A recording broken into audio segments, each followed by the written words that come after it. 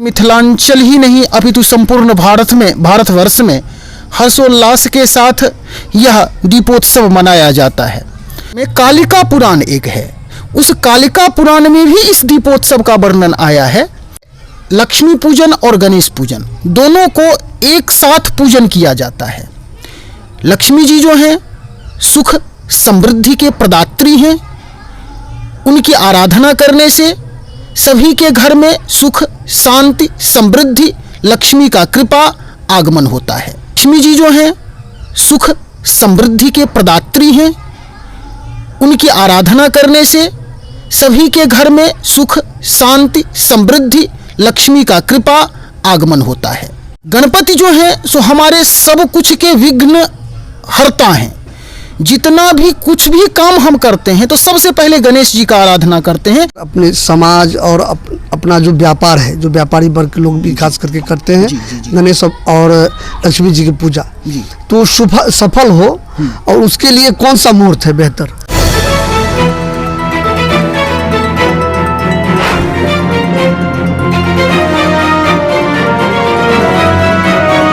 नमस्कार, मैं हूं बलराम सर्राफ। आप देख रहे हैं KR न्यूज़ लाइव। सबसे पहले आप सभी दर्शकों को दीपोत्सव का पर्व दीपावली की ढेर सारी बधाई शुभकामना। अपने चैनल के माध्यम से हमारी ये कोशिश रहती है कि किसी भी ऐसे पर्व त्यौहार का क्या महत्व है, पर्व त्यौहार क्यों मनाया जाता है, उसी को लेके हम पहुँचे हैं मधुबनी ज़िले के राजनगर प्रखंड के सुगौना। और सुगौना में ज्योतिषी डॉक्टर आलोक कुमार झा से हम बात करेंगे कि दीपावली पर्व क्यों मनाया जाता है, दीपावली पर्व का क्या महत्व है, दीपावली पर्व मिथिला सहित पूरे भारत में क्यों मनाया जाता है। सारी बात आपको बताने का कोशिश करेंगे। अगर पहली बार आप हमारे चैनल पर आए हों, निश्चित रूप से आप चैनल को लाइक सब्सक्राइब ज़रूर करें। अगर अच्छा लगे प्रस्तुति तो उसको शेयर ज़रूर करें, क्योंकि आपके उत्साहवर्धन से हमारा हौसला बढ़ता है। तो हम मिलते हैं ज्योतिषाचार्य आलोक कुमार झा जी से और उनसे दीपावली पर्व का क्या महत्व है और ये मिथिलांचल सहित पूरे भारत में मनाया जाता है, इस पर ज्योतिषी जी आप बताइए। सबसे पहले मैं KR न्यूज़ का धन्यवाद ज्ञापन करना चाहता हूँ। इन्होंने मुझे ऐसा अवसर प्रदान किया इस विषय पर बोलने के लिए, और इस चैनल के माध्यम से मैं दीपावली के ऊपर में आपको कुछ कहने जा रहा हूँ। सबसे पहले हमारे मिथिलांचल ही नहीं अपितु संपूर्ण भारतवर्ष में हर्षोल्लास के साथ यह दीपोत्सव मनाया जाता है। यह दीपावली जो है सबसे पहले क्यों मनाया जाता है, तो इसका पौराणिक एक विषय वस्तु है।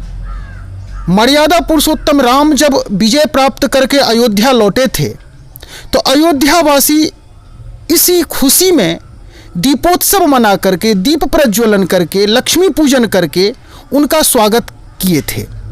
उसी दिन से यह दीपावली पर्व जो है सो मनाया जाता है।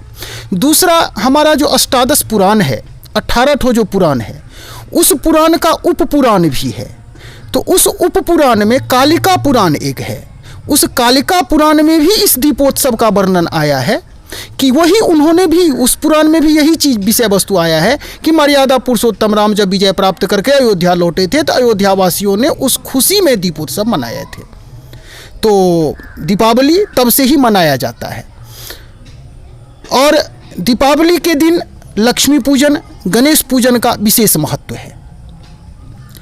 सबसे पहले लक्ष्मी पूजन और गणेश पूजन दोनों को एक साथ पूजन किया जाता है। लक्ष्मी जी जो हैं सुख समृद्धि के प्रदात्री हैं, उनकी आराधना करने से सभी के घर में सुख शांति समृद्धि लक्ष्मी का कृपा आगमन होता है। दूसरा, गणेश जी, गणपति जो हैं सो हमारे सब कुछ के विघ्न हरता हैं।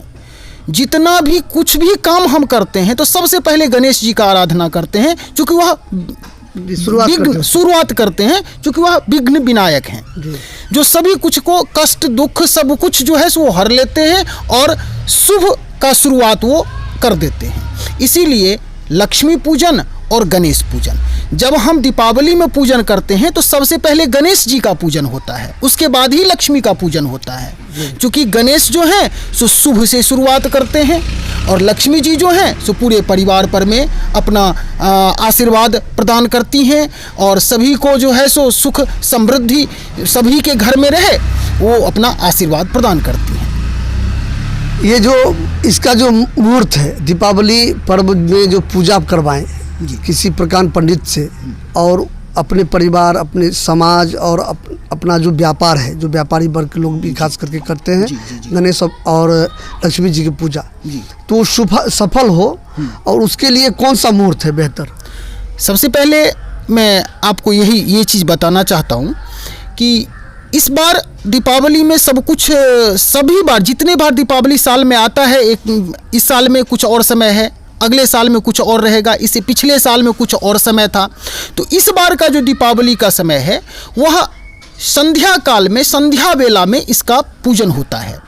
तो संध्या वेला कब होता है? तो संध्या वेला जो है सो सूर्यास्त के 1.5 घंटे तक संध्या वेला रहता है।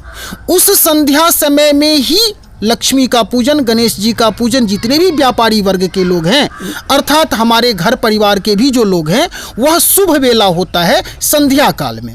अब वह संध्या काल सभी को पता नहीं रहता है कि पंचांग का क्या तिथि है, क्या मुहूर्त है, कब से कब तक है। तो इस बार जो पंचांग कह रहा है, जो हमारे मिथिलांचल में विश्वविद्यालय पंचांग चलता है, उस पंचांग के हिसाब से 5:29 में सूर्यास्त होता है। तो संध्या वेला सूर्यास्त से 1.5 घंटा पर्यंत संध्या वेला रहता है। तो 5:29 से लेकर के 7:05 तक में, 7:05 बजे तक वो मुहूर्त है जिस मुहूर्त में हम लोग लक्ष्मी का, गणेश का पूजन, जितने भी हमारे व्यापारी वर्ग के लोग हैं उन लोगों के लिए यह शुभ मुहूर्त है, जो 5:29 से लेकर के 7:05 तक, इस बीच में अपने घर में, अपने दुकान में, जहाँ कहीं भी हो, लक्ष्मी का, गणेश जी का आराधना करें। यह शुभ मुहूर्त है। अच्छा जोशी जी, दीपावली पर्व एवं लक्ष्मी पूजा का क्या विधि विधान क्या है? सबसे पहले विधि विधान होता है, अगर कोई हम पंडित रखते हैं, आप लोग भी व्यापारी हैं, ज्वेलरी का काम करते हैं, तो उसमें तो सब कोई चाहते हैं कि लक्ष्मी की असीम कृपा बनी रहे। तो उसमें अगर हम लक्ष्मी पूजन का आयोजन करते हैं तो सबसे पहले हमारे जो विद्वान को हम मंगाते हैं, कि पंडित जी को तो मंगाते होंगे कि हमारे आकर के थोड़ा हमें लक्ष्मी पूजन करवा दीजिए। तो इसका विधि विधान जो है, सबसे पहले किसी अच्छे विद्वान को मंगाइए, उनको बोल दीजिए कि हमें लक्ष्मी पूजन पूरे विधि विधान से करना है।